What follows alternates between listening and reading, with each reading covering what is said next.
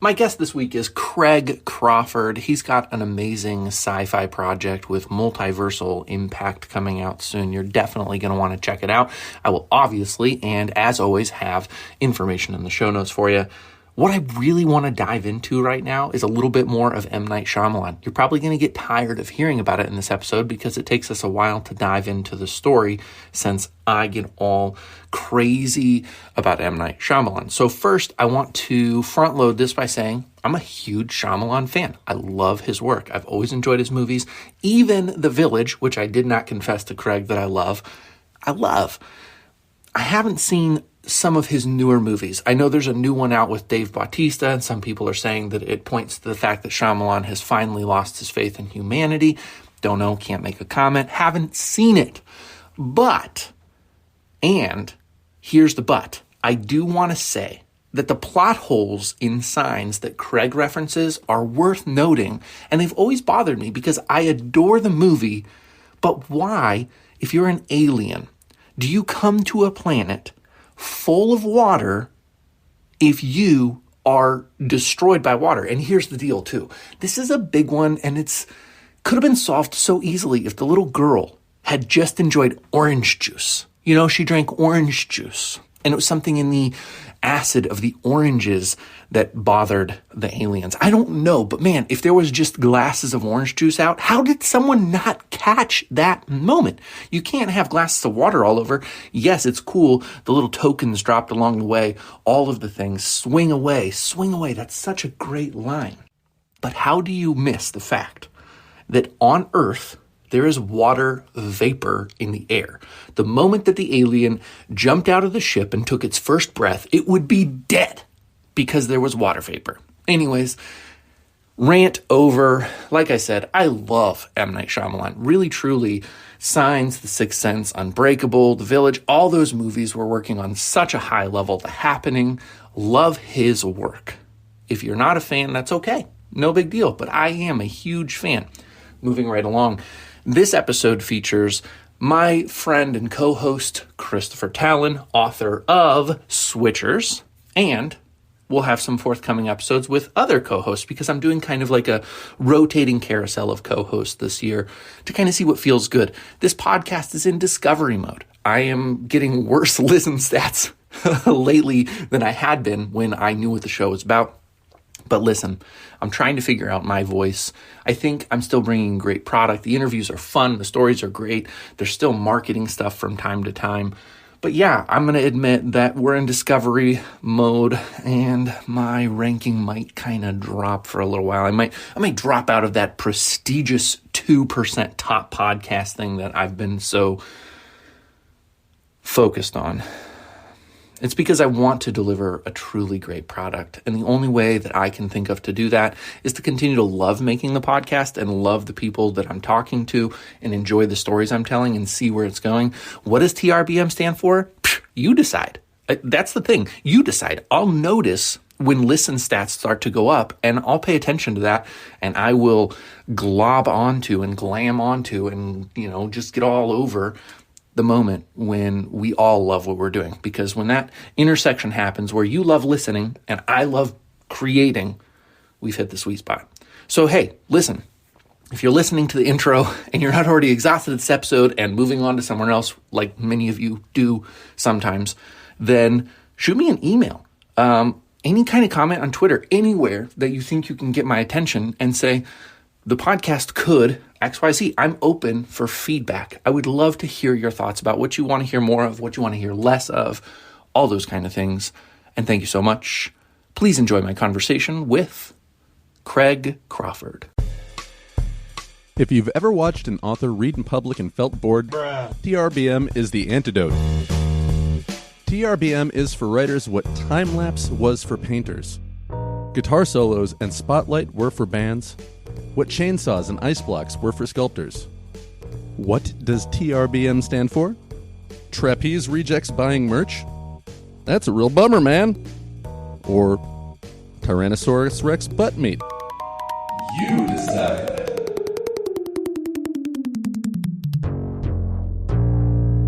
I actually started writing mostly fantasy early years and stuff, because that's what I grew up reading.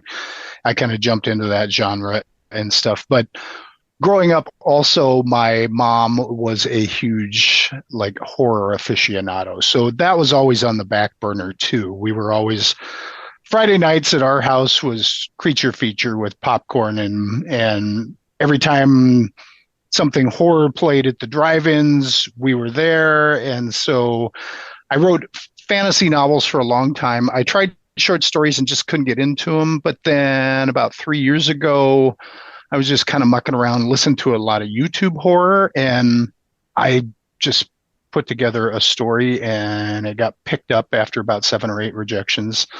And it just kind of launched me off. And I've just been writing horror shorts ever since. And then um, I kind of dabble back and forth between sci-fi, fantasy, and horror. Okay, so a couple questions for somebody who's not deeply in the whole horror genre. Sure.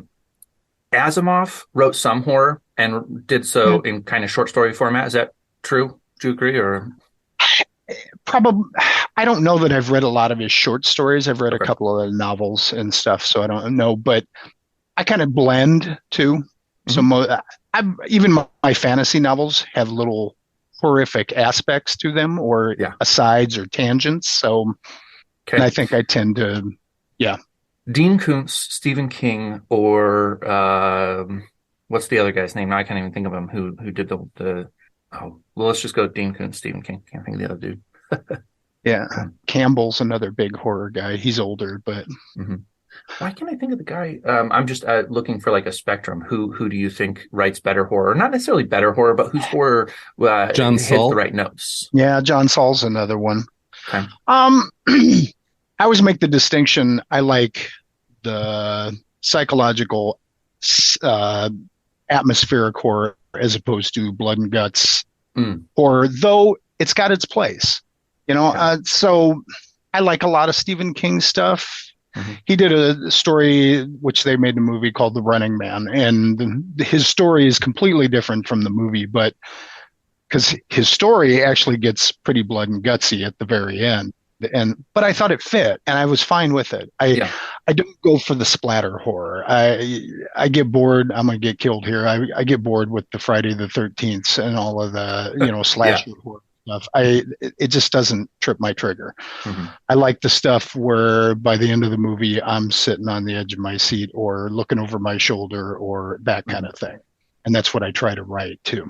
Yeah. So Hellraiser, by the way, I still don't remember the guy's name, but that's the other Oh, author. Clive Barker. Yeah, Clive Barker. Barker. Thank you. Yeah. Yep. I Yep. tried reading Clive Barker. He felt too like mythological for me or something. His Yep. I atmosphere think he was was. that way.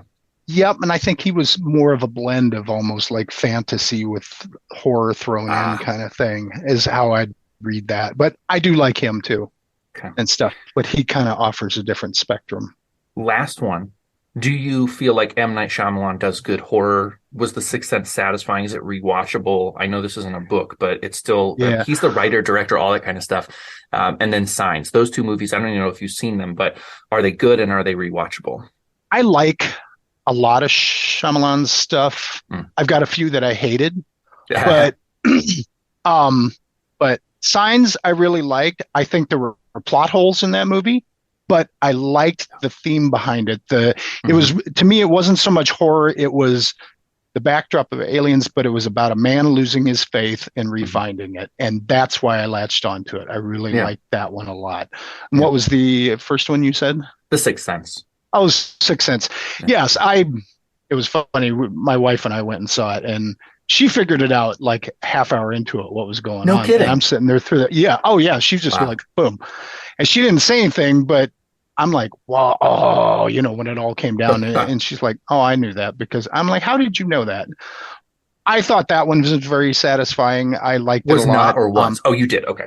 I did, yes. I thought it was a very well put together movie. I also think he kind of did himself a disservice coming out with that one when he did, because it set the bar so high for him. Yeah, absolutely. Extremely.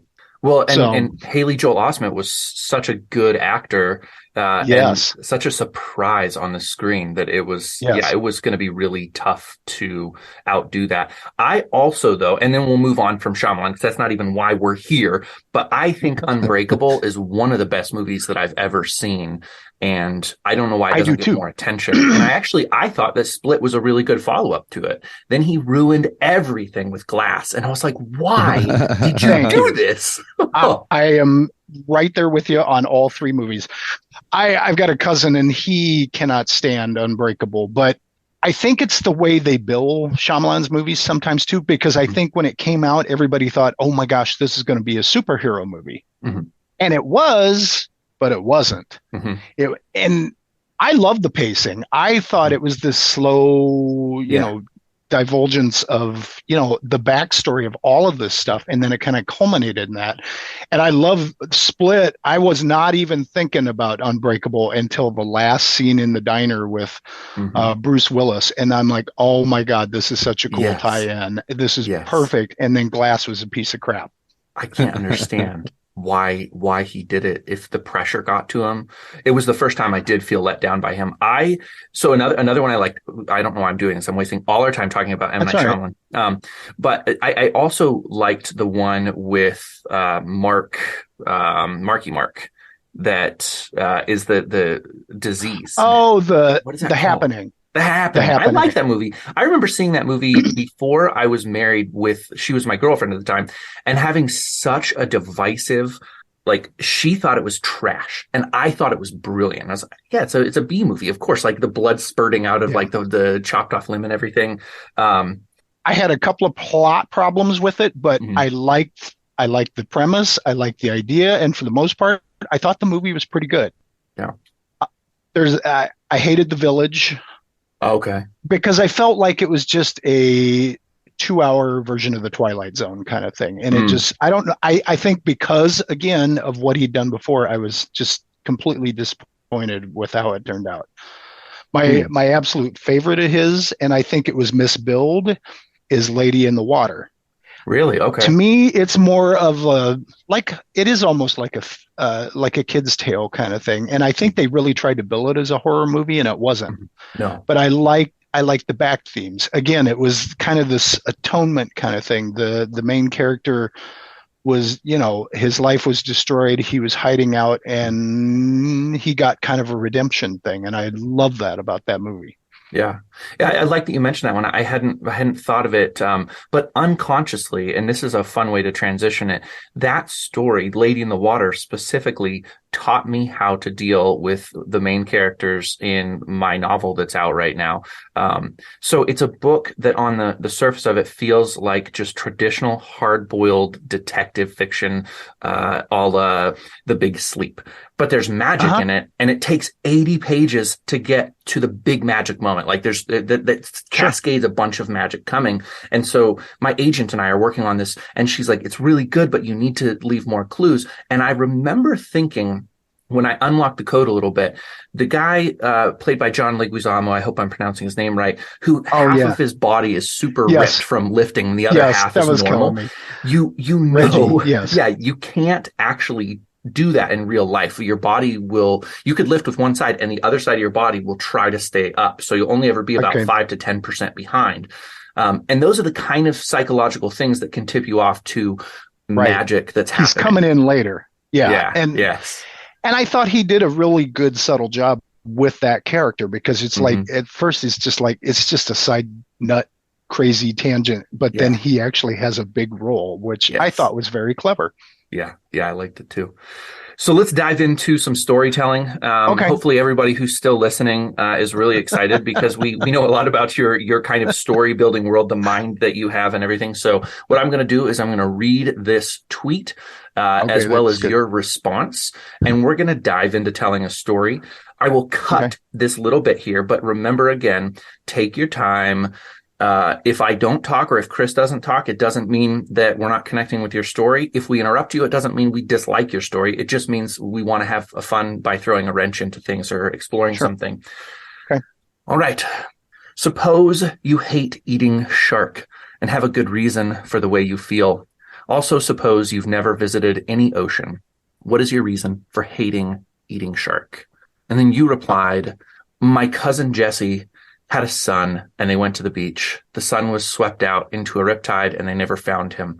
I don't know that he was eaten by a shark, but I can't get over how it devastated Jesse and I. And I associate sharks with it because of Jaws. How about that? How about that? Rock and roll.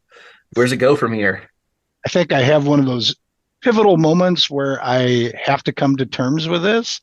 So I'm going to talk to Jesse, but then I'm going to book a fishing trip down off the coast of where he died somewhere, and I'm going to specifically try to catch sharks.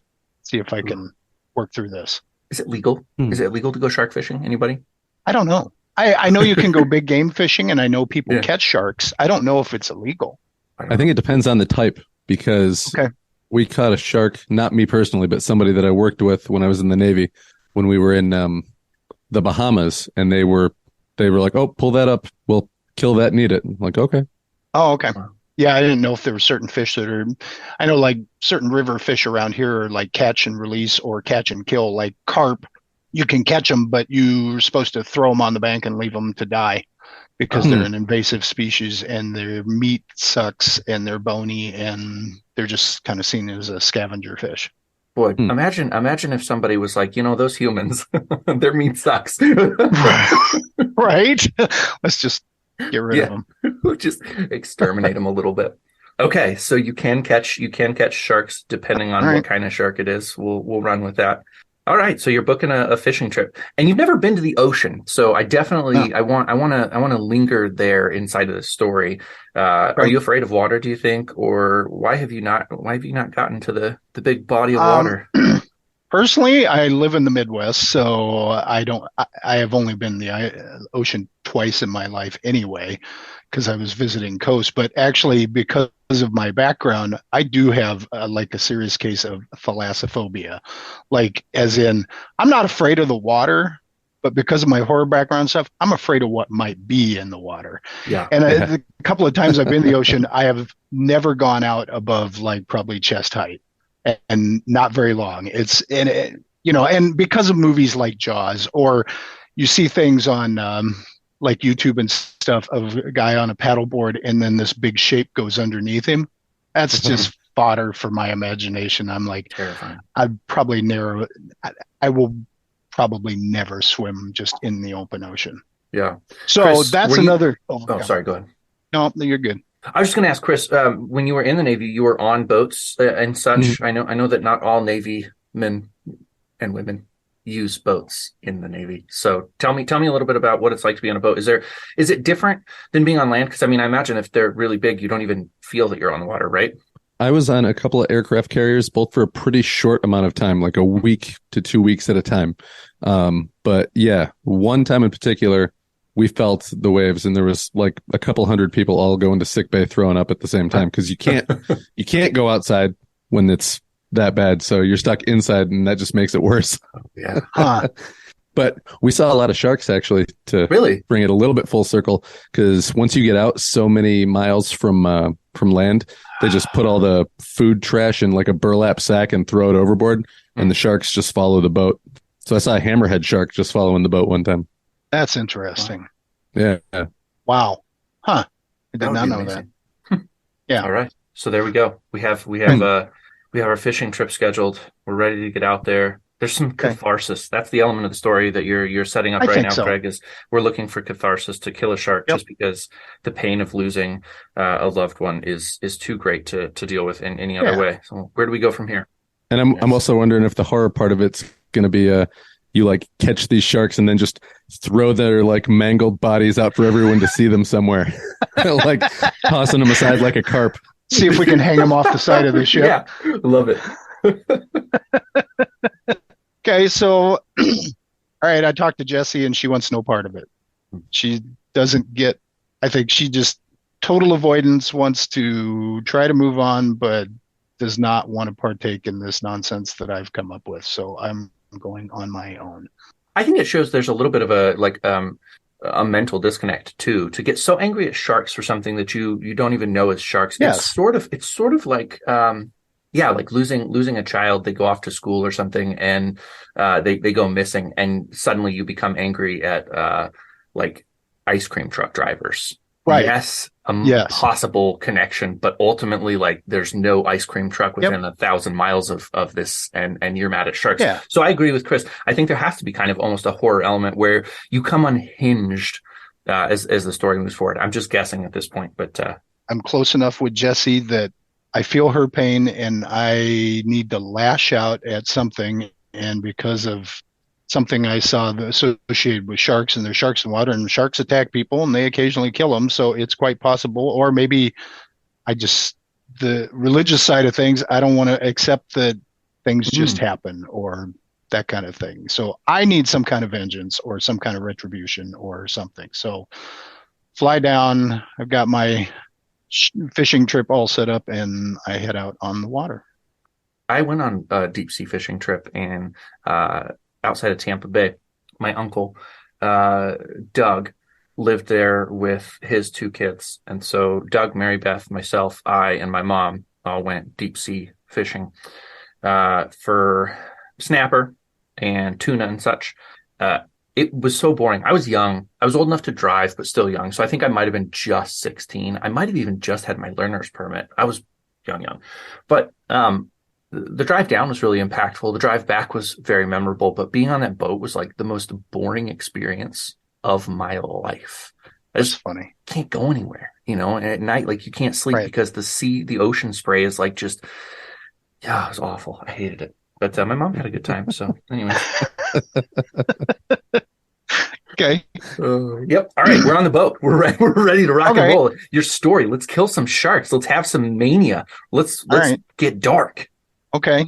Yeah, we'll throw out lines and we'll catch this first shark. Well, I don't know. Maybe we'll catch a couple fish beforehand, and maybe I don't give a crap about any of those and hand them off to anybody else that wants them, and because I'm focused on finding a shark. And so we'll toss out, and then finally I'll snag a shark. What happens when you catch the first one? I assume it takes, I don't know how long to reel the damn thing in, depending on how big it is. And we'll, as it's coming up, I've got all this anxiety building because I've got this shark in front of me, and it's probably not the shark that killed the nephew, if at all. So I'm just kind of thinking about it the whole time I'm reeling this thing in, trying to decide what's going to happen next. You have to kill it, right? I mean, it has to die. The shark has to yes. Die. Yeah. No, it does have to die. It just for any old reason. It's gotta. I'll get it up on board, and I don't know how they deal with that. Whether they club them if you get a big thing, or if they just toss it in a corner or a hold. Or I'm the newbie from the Midwest. I have no clue how this works as far as. Yeah, that's very true. Yeah, you've never done any of it before, so you have kind of these ideas about what might happen. They have a thing called a gaff. It's like a hook with a little spear, and you'll gaff it inside the mouth, and but I think it has to be fairly tired and almost like to the point of exhaustion before you even attempt to pull it on the boat, because they're powerful when they flip their bodies, depending on how big it is. But even like the snapper, I mean, like, those things can break an arm just trying to get out of yours. Yeah. Right. So I think that you most likely have smuggled a gun onto the boat. One thing I want to get clear for at some point, I don't know when you use it, or a flamethrower, that'd be even cooler. I guess I've at least. How do you smuggle a flamethrower? Actually, I've never seen one before. Well, in pieces in a case, maybe a Tommy gun. Yeah, exactly. I love it. Actually, I probably would have plotted that out. I've got some big fish knife or hunting knife kind of thing strapped on, so I can. Yeah. Oh, I have so many ideas of where this story may possibly go. The fishing boat I was on had two decks. It had kind of like the sleeper deck up top. It had a kitchen, all that kind of stuff. There really wasn't much room to move around, but you could comfortably have 40 people fishing around the side of it. Right. I've seen a few fishing boat type things like that. Yeah, I was curious, in your story, in the story we're in, did you Did you hire a private boat? So we're on like a kind of a smaller boat that maybe just has a couple of bunks or something like that, or what? That's what I'm thinking. Okay. Yeah, not So yeah. it's really close quarters horror is where we're going. Yep, and I'm thinking I'd spend the extra money to get a smaller version so I could get more of a something fitted to me to get what I want the way I Yeah, want. and a one-on-one. That's what I was thinking too. And Uh-huh. you can kind of get this point where you need enough people involved. So that'd be my other question: is who do we have on Right. the boat right now? You've got the guide. Yep. Uh, Boat captain. Jesse didn't come. You've got Yep. guide, the captain, might be the same person. How many Yep. other people are there, and what's their role? I'm guessing a handful at most. Then I don't know how small you can go on these, but It could be I just you and the did captain if you want. And I mean, sure. socially, okay. So I it's would just say, you you. know what? I'd say a few other people. We need Feels some like it. cannon fodder. Yeah, exactly. Okay. So yeah, it's just a couple, and then we get the shark, and I'm staring at the thing, and I've got the knife at my side, but I think all this emotion and angst and anger comes up, and I come walking up on it and just start stomping on its head as hard as I can. Oh wow. And then I suppose what happens if I slip on that slippery head and flip over the side of the railing and down in the Oh. water? Oh wow. Okay. Wow. I don't. You tell me. I don't Because I'm know. just totally engrossed, and you're in a rage and stomp on that head, and then suddenly you lose your balance and flip and bloop in the You're water off. You're off in the water with your knife. with my knife. There's more But I'm in the sharks. ocean, which I've never swam in, and Yeah. probably I don't know how high up they sit, but I'd probably go down a little ways Yeah. before I Most surf flounder back to the surface. little weather rolling in, maybe a little bit of wind Uh-huh. picking up. Yeah, there you go.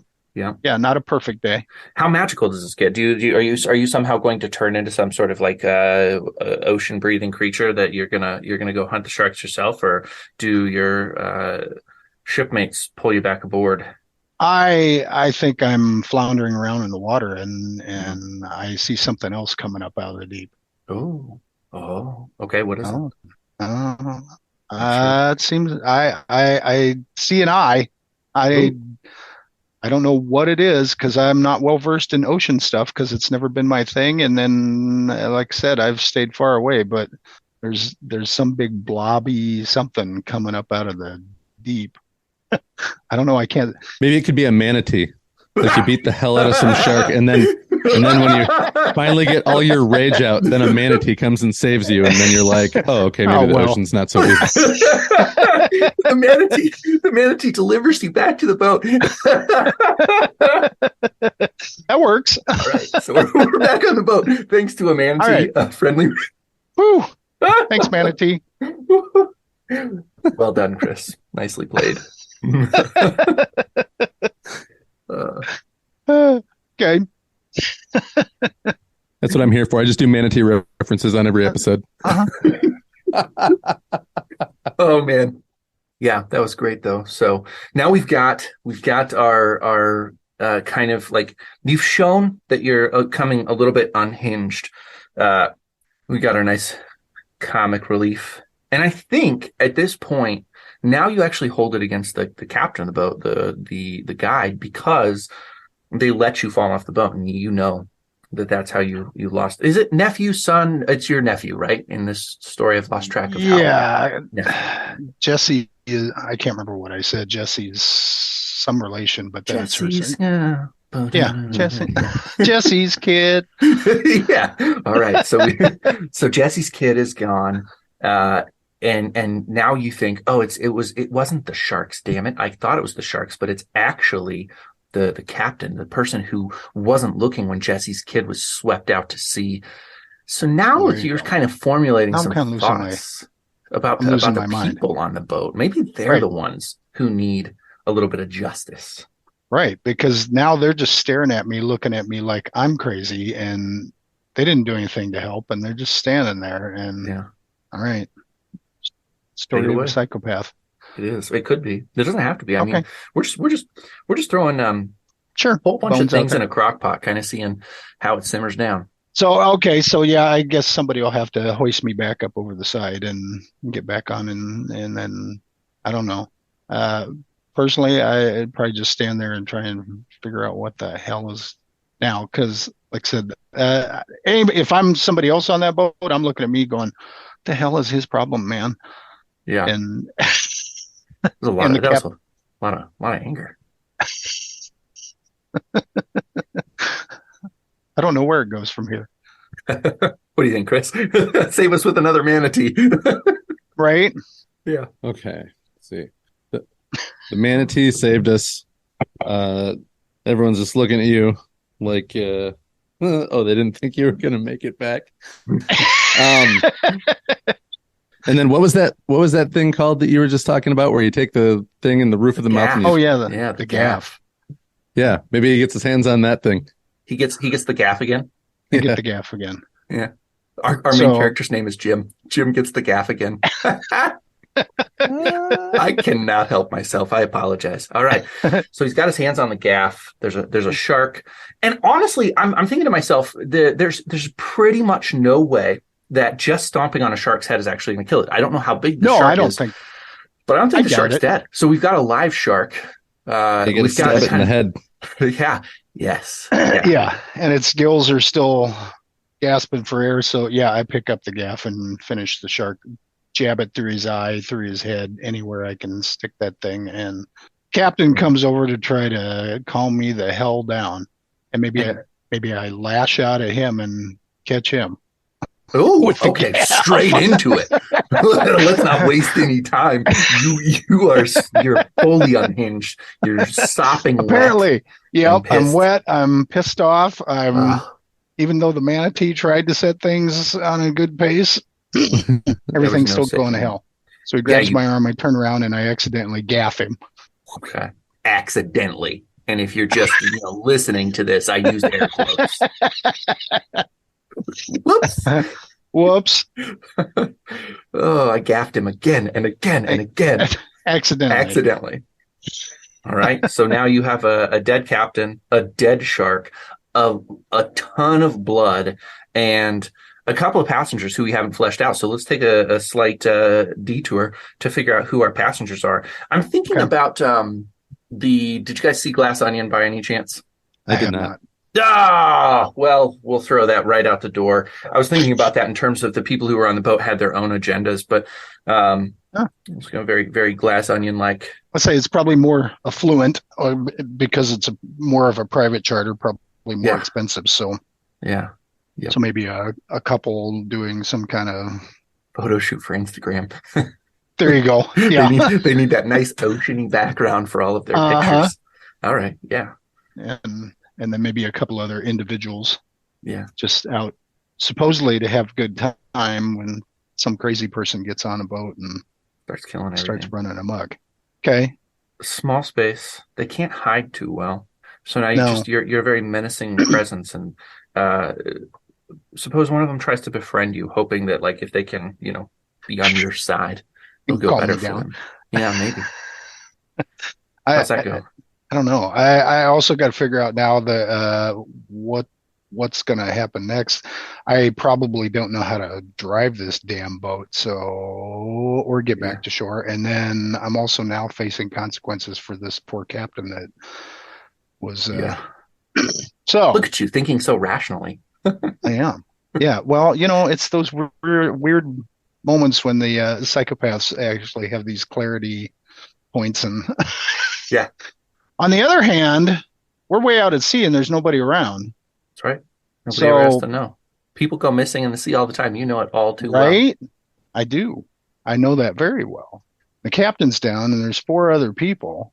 I guess we're going to figure out if anybody else knows how to steer this boat. Is this the lucky boat driver can survive and the other ones are going down? Nah. No, Can't I do don't that. think so. I mean, if you kill 4 people, you got to kill all 5. Right. There's no way back now. Let's say maybe the other people in the boat were the last people who were with the guy who was set adrift out to sea. Well, not set adrift, but you know what I mean. Swept adrift out to sea. And now he's getting mad and he's just going to take it out on these guys now because Well, no. They didn't Right. do anything. Yeah. Yeah. And again, if he killed the captain, he's going to jail. So, and there's nobody around. So if he takes care of everybody and shoves them over the side, he can make up some damn story or Yeah. He can jump off too and just put on Sure. a life jacket.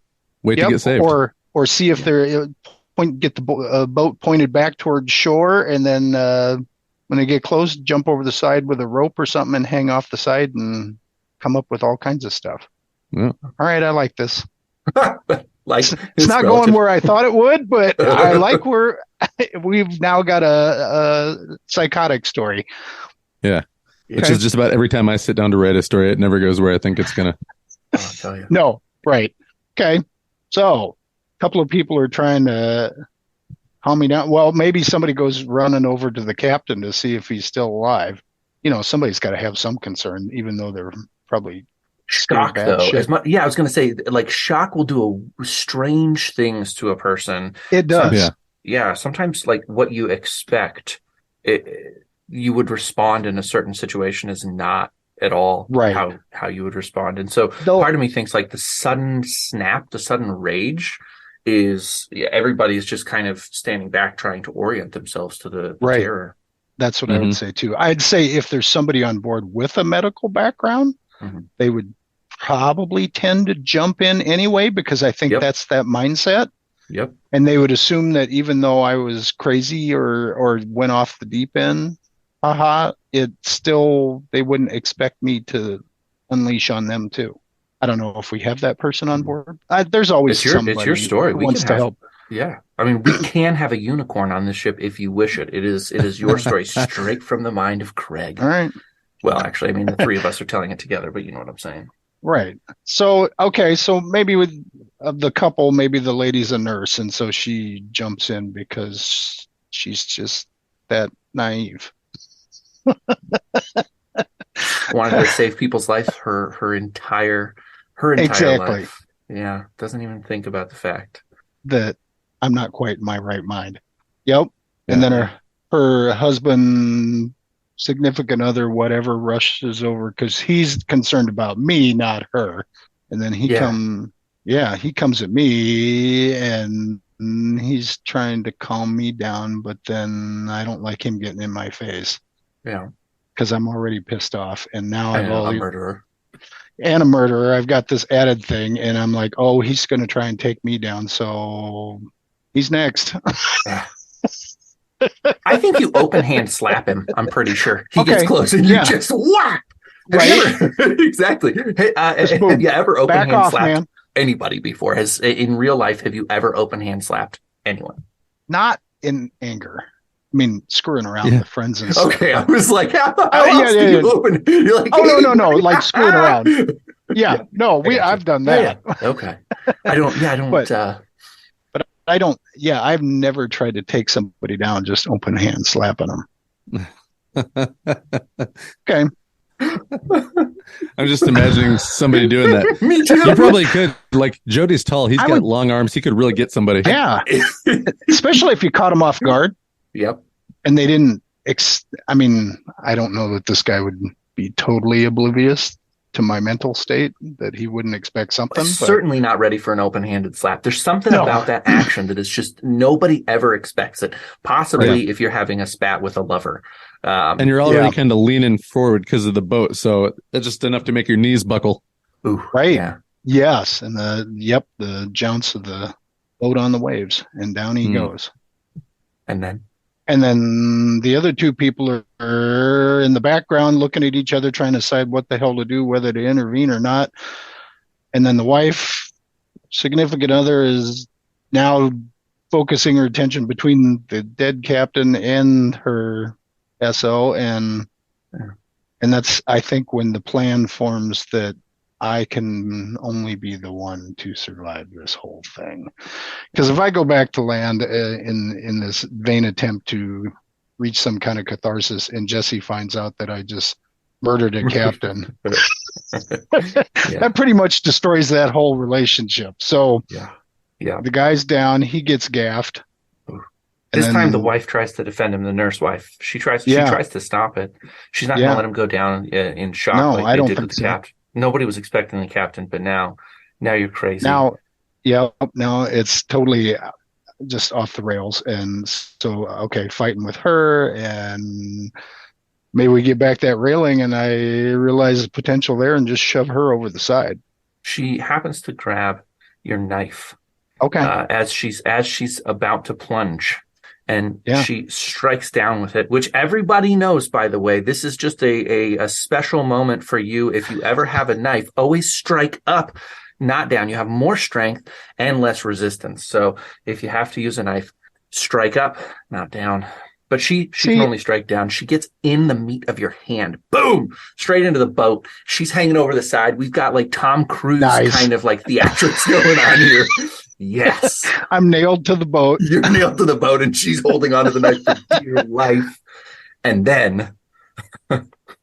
then I'm freaking out. The other two finally decide they better do something. And so they rush over, and I'm freaking out because I'm now in pain and I see my hand stuck to the railing. So I'm beating on her with the gaff, and they are tackling me from behind. And a big wave, because the weather was coming in. Yes. Turns the boat, and everybody is launched out into the water. Yes. And drifts off. And there's an article in the newspaper the next day that an entire chartered boat of people went missing, and the cause of death is unknown. So the captain still hacked to death on the... Oh, good point. Yes, he's on the... That's important. Yeah. Can't believe I would have missed that. The better part is I go plunging into the water, and now I'm bleeding. Oh, and the sharks. Oh, I love it. So now everybody's floundering in the water, and I'm trying to get away from the two that are after me, and they don't want anything to do with me. And the wife's overboard. Oh, the husband's probably still on board too. And so now and the boat's doing its thing, and the way it seems the current is probably enough. The boat just goes off, and we can't probably swim back to it. I know, but I doubt it. I don't think so. Yeah. Now we're all floundering in the water for about 30 minutes until the sharks come in, because they can smell the blood. The tasty blood. Turns out humans aren't carp. They're delicious. Turns out they aren't. Yep. And since I'm the bleeding one, they're probably keying in on me first, and down I go. I like that. I'm really happy with this story. I like that. There were moments where I was unsure where we were going. I was too. And we made it. We made it to a happy ending. Well, we made it to an ending. A fitting ending. A fitting ending. Yes, thank you. That's what they say. If you tell a story thoroughly, then the ending should be inevitable, right? Yes. Right. There you go. It was too, and I didn't see that, Craig. I'm going to give what? I didn't your applause, because that was you saw it perfectly. And you too, because I didn't think about the wraparound comeuppance. He's out to get his vengeance on the shark, and then he gets stabbed, so he's bleeding, and then we all go in the water. And yeah, how fitting is it that he meets his demise trying to get his rage out against something that probably didn't even happen in the first place? Yeah. I'm pretty sure if Chris is writing this book, the epilogue has the nephew return to Jesse several months later. and I'm just gone, and that boating trip is just gone, and nobody knows what happened, and that's funny. This was good, Craig. I really enjoyed it. I did too. That was fun. Story. Yes, it was. This was fun. So perfect. Okay, well, right now, before I let you go, please do make sure and tell everybody who's listening where they can find your writing, your website, your Twitter, all the good stuff, so that people can connect with you. Sure. Craig Crawford. I've got two websites, actually. My personal website is for all of my writing, and that's just craiglcrawfordbooks.com. I've got a list of everything I've written and working on, plus the back page gives you all my publications for short stories. And then what's coming out fall of 2023 is Project Threshold, and it's sci-fi, horror, SCP. The Project Threshold is the world in our current time frame, but it takes the perspective that we are in a multiverse, and monsters, entities, and things slip over to our world from other dimensions. And there's a group called Project Threshold that tries to keep that all in check. And you can find that at projectthreshold.com. Sign up for the newsletter. I give monthly reports, and there'll be freebies and all kinds of good stuff. Talk a little bit about those reports, because I like what you do with the Project Threshold newsletter. If you sign up for the newsletter, it's not going to be a standard newsletter. I'm not going to give updates on where I'm at. Basically, what happens is you sign up for the newsletter, you are now indoctrinated, and you are a member of Project Threshold. And each newsletter will try to give you more information to pick a department to work in, and you'll get information on the direct contact teams who actually go head to head with these things from other dimensions. There'll be a couple of free stories here and there. I've got a logo, and there's going to be some merchandise. I'll hand out decals and some other goodies. And then as we get closer to time, there's going to be a couple of mission debriefings. We've got redacted mission statements and all kinds of stuff. Perfect. I love it. I think it's a lot of fun. I got my first email for Project Threshold just recently, and really enjoyed it. So. I say right now I've just got a few friends and stuff that are on it, so I'm interested to get feedback from real people who don't know me, and so if you enjoyed it, that's kind of I feel good about that. It's my aim. Yeah. So make sure you that's send me cool way to do a newsletter. It is, isn't it? Yeah. I just wanted to say that. I appreciate it. It's obvious, but I wanted to let you know that I thought that.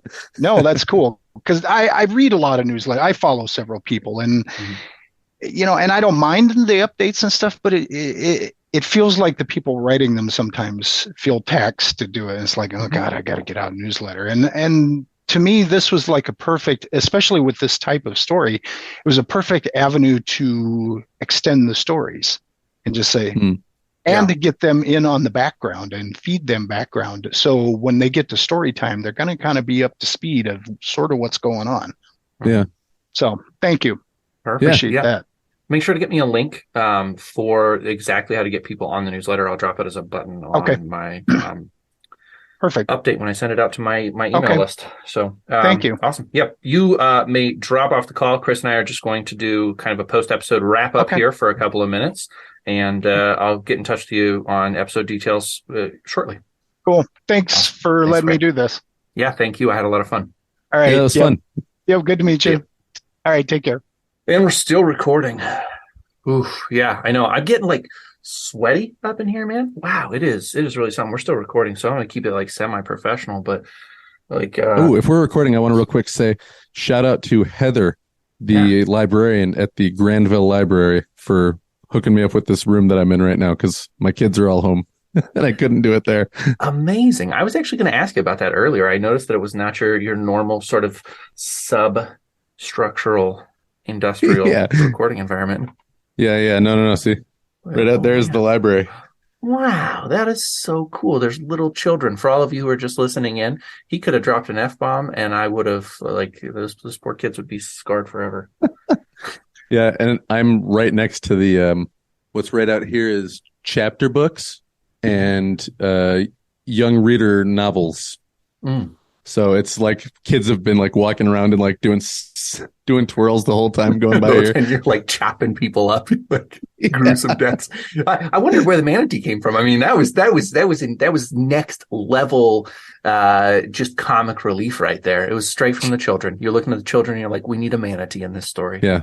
Well, and I thought it would be a nice little bit of like, oh, this is going to go somewhere good, because I didn't think you guys were going to be like, okay, let's make this a positive story now. Yeah, exactly. That's kind of like it's kind of like knock somebody down, help them up, and then knock them back down again. Yeah, exactly. Oh man, yeah, that was fun. That was different than I expected. One of the things that I've noticed in not in every storyteller episode I've done, is that there comes a moment for people where they're sort of, I don't know where this thing goes. Yeah. We all have that as storytellers. I don't think I've ever written anything where I've gotten somewhere into the middle and then just been like, I have no idea how to wrap this thing up. I don't know where to take it. Yeah. Part of my brain is terrified right now of where I am in my book. I'm like, I have no fucking clue what I'm going to do next, but I know I'll figure it out. So yeah. Remind me, you're not an outliner in the rigid No, sense of things. Yeah, yeah. no, I'll sit down and maybe make a bullet list of some things that I want to try to hit, Hmm. and I might get all those, or it might just go somewhere else. Yeah. I'm Oh, trying to. I'm Yeah, go. I'm in I'm just into your book now to the part where the title character from the next book just gets introduced. Okay. Right? Isn't the next book the Russian named Ruskov? That's the third book, but yeah, yeah. Oh, that's the third The book. Okay, okay. 24/7 of a Russian named Dreskov. Yeah, so no spoilers on the whole series, but yes, he's for me, he's a really fun character. I love playing with stereotypes and like seeing how close I can flirt to the line of playing with stereotypes. So he's very stereotypical Russian. Hmm. Yeah. So that's where I am in the book. I think it's only, I'm looking at the Kindle. I think it's like 15% of the book, 17% of the Yeah. way into the book so far. Yeah. But yeah, man, that was hard. The end of part one, that was hard. Okay. Yeah. Yeah, it is. That was awesome. Good. Well, glad. Thank you. That is, there's a I didn't see, reviewer. I didn't see Yeah. it going that hard. I was like, oh, Wow. Yeah, I know. Yeah. I think it pays off. I hope it pays off. yeah, I no, have, I like it. yeah. I'm not sitting here like that was too much, man. I was just like that grabbed me and was like, yeah. Yeah. Yeah. I was scared of that. My when the book was agented, I talked with her a lot of times about it. And I was like, do you think I need to take this out? We have to brainstorm so much because I don't want to spoil for anybody who's getting there, but it is a moment it's definitely the most intense moment in the book. And it has to happen that way in order to set up kind of a cascade of things that take place because of it. But I think like there was a moment where I questioned myself. Can I really do this? Am I going to lose a lot of readers? I know for sure that at least one of the editors we sent it to said that they couldn't because of that. And I was like, oh man, what do you do? But I felt pretty attached to it, so I kept it. Yeah. Well, and that the other thing too is one thing that Stephen King says, like I heard someone ask him, what sets you apart from other writers? He's like, I'll show you things most people won't. Yeah. Yeah, it's very important. I'm curious about that. So let's talk just a teeny bit about It. Have you read It? No, that's Oh, one of son his books that I haven't read. Okay. I've read a lot of his short ones, and I've read the uncut version of The Stand, and right now I'm right in the middle of the thickest book in the Dark Tower series. I think it's book 4. Yeah, it's the one that's not the Wolves of the Collar, it's the one before that, right? No, I think it's Wizard and Glass. Yeah, it's Wizard and Glass. Yep. Yeah. That's a good book. I love that series. I know some people felt like it didn't wrap the right way, but I think you'll agree with me when you get there that it does wrap really nicely. The first time I read The Stand, I felt cheated when it all goes down with an atomic bomb, and you're like, what? That's how this ends? There's no grand conflict or anything. It's just, Well, you know. did you read the fully uncut version? It's like 1,300 pages. Yes, I did. And I know that there's action after it, but ultimately, like, you never do have the battle. I was always thinking that when they were out in Las Vegas, there was eventually going to be like Las Vegas versus Boulder, but in the truest sense, it doesn't really happen. It's the crazy, I can't remember what he is, but basically the guy who does the demon nuke. or whatever he is. Yeah. Well, he lives. No, you're talking about the trash man. Yeah, Trash Man. Thank you. I couldn't think of his name. The Trash Man basically just like sets off a nuke and kills everybody in Las Vegas. And you're like, oh, I was expecting a grand conflict in sort of like the Lord of the Rings style or something. Like there's going to be a big battle for all of humanity or something. But no, it's a bomb. Yeah.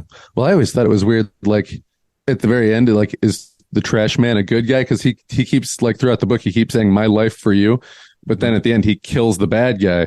Mm-hmm. Like, so I was like, wait a minute, is that him coming back around and being like, no, I'm a good guy now? Yeah, to me But it reads like that's not a clear answer. I don't think either on it. Yeah, I don't think he's a good guy or a bad guy. I was just doing another story episode with Jason Chang, and we had a character kind of like that named Peaches in his story, and she's all in service of herself. Like if it's fun, she'll do it. So sometimes it results in, you know, a positive outcome, sometimes a negative outcome. So well, now you have to read It, because there's this when Stephen King says he'll show you, you know of it. You do know of it. I know I have to read it. It's on my list, but you know, like I said, I'm halfway through the Dark Tower right now. And it's another one of his longer ones too. That's like 900 pages. It's a huge book. It's a huge book. Yeah. Not that would stop me from reading it, but yeah. Are you the kind of reader who, if you're going to pick up a really big book, you're going to have to be in like the right mindset to be with it for a long time? I'll either pick it up knowing I'm not just going to read that and only that until I'm done with it. Yeah. Which is the case with the Stephen King book. It's taken me a long time to get through this one. Yeah. Book for which a couple of people have told me that book is a little bit slower reading than the other ones, but then it picks right back up again. But yeah, no, I've read a couple of the other stories that have some of those same characters too, like what's the one that everyone says is terrible? The one about the ass goblins. Oh yeah, yeah. It's doesn't he even say it's his worst book? Why can I not think of the stupid name of that book? Tommy Knockers. No, not Tommy Knockers. That was another one that he said. Oh God, they made a movie out of it about the guy who like gets taken over by an alien and he gets like locked into this room in his mind and he's trying to keep all his memories away from that thing. Oh yeah, Dreamcatcher. Dreamcatcher. Yeah. I liked Dreamcatcher, but you're right. Yeah. I thought the movie was. I didn't see the movie. But yeah, some people thought that the book was kind of weird, and he was originally going to call that book Cancer, but then he thought that would be a bad omen. Yeah. I thought that book was really cool. But yeah, I mean, those the ass goblins, as you call them, they are nasty. Like he does an apt job describing them, and you're like, oh. Yeah, and then he was trying to like monsterify cancer, I think, basically, and that's what he came up with was like these fucking things that come out of your ass to kill you in the worst way possible. As he's talking, there are little children just skipping by in the children's reading section of the library. Time's over there. Yep. They have no idea how close they are to the real psychopath of this episode. Well, cool, man. We did this thing. We did a good co-host episode. One thing is I'm going to send you the text for the intro.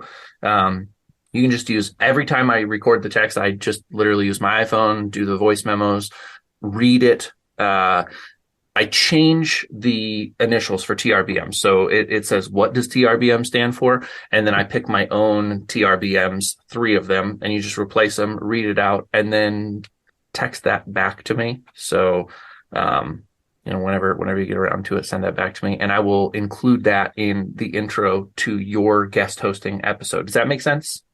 Maybe. You'll just open up your. That's cool. I probably didn't. So you're going to send me a text message with what you want me to say. The exact intro words. So everything basically stays the same. You'll record it in your voice and send it to me. The only thing you need to do other than just record it is change the what does TRBM stand for. Everything after what does TRBM stand for, you get like toast, ravioli, button mushrooms or something like that. You change those. I change them every single episode now. So every time the intro comes in, you get a new acronym for TRBM. The really bloated man.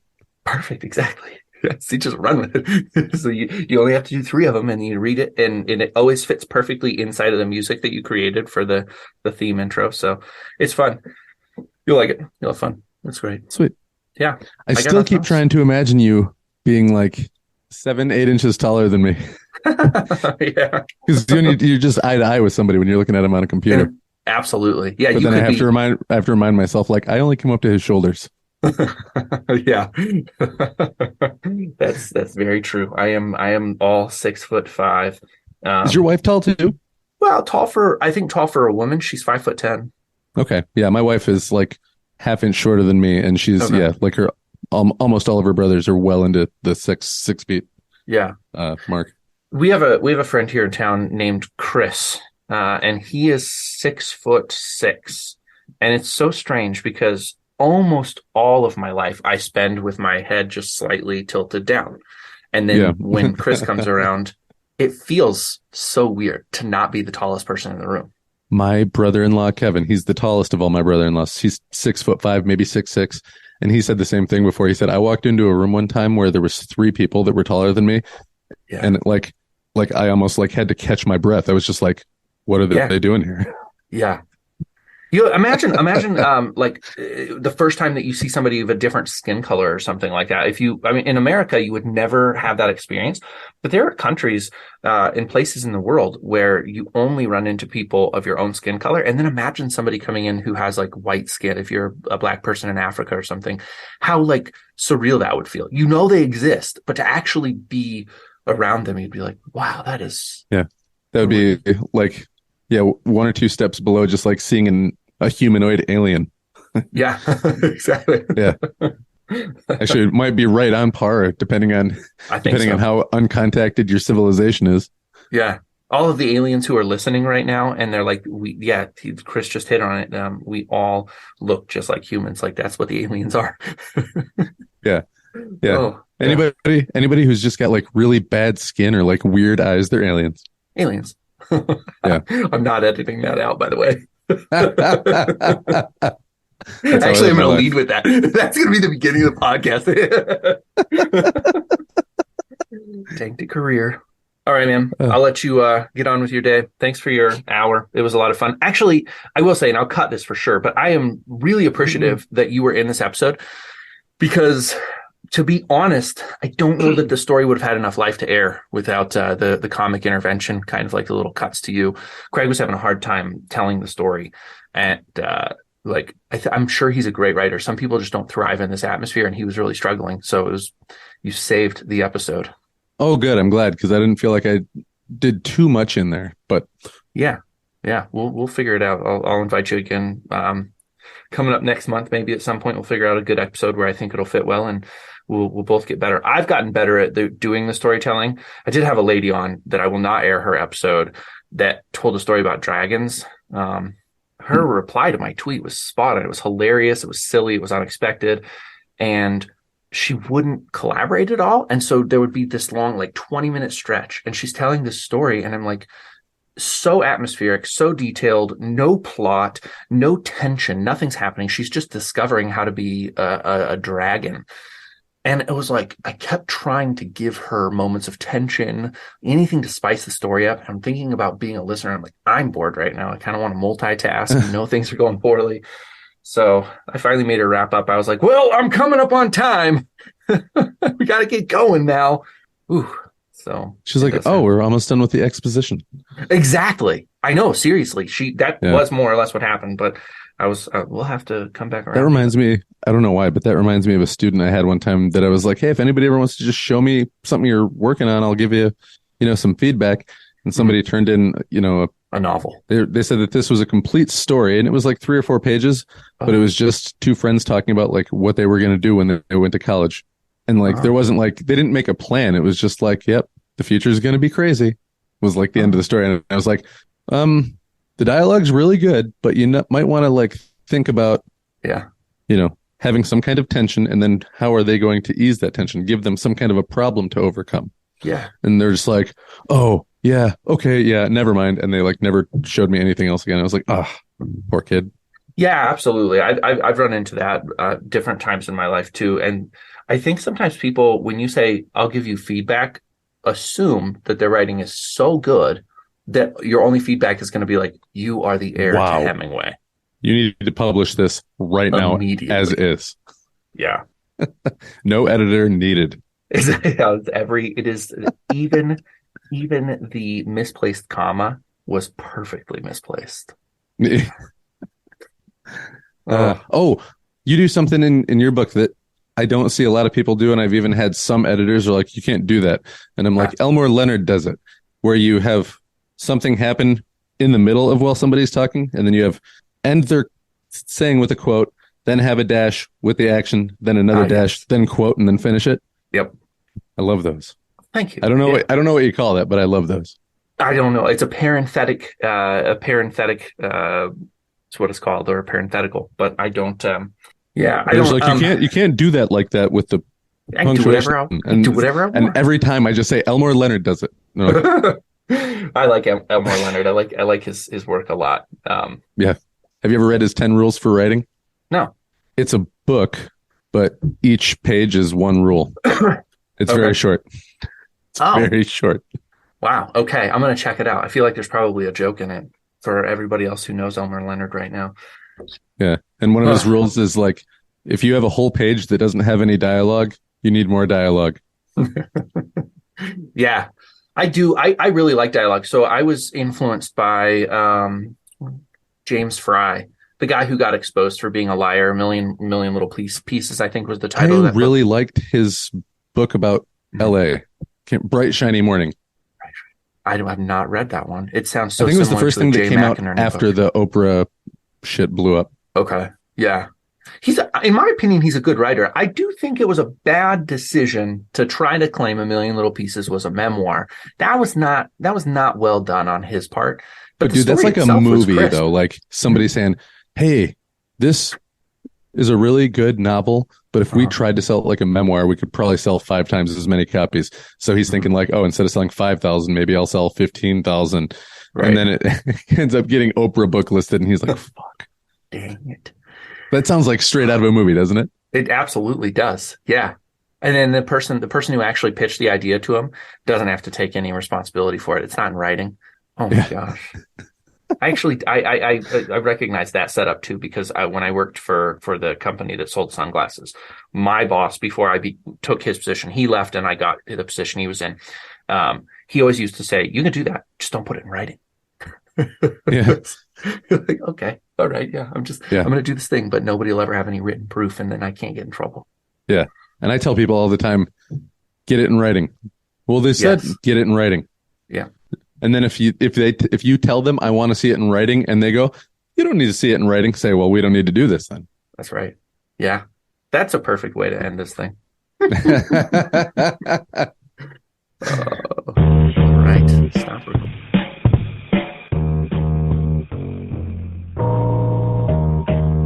Thank you for listening to TRBM. The theme music was provided by the ever-talented Christopher Talon. And hey, if you liked what you heard, share this show with other readers, because what's the point of telling stories if nobody's listening?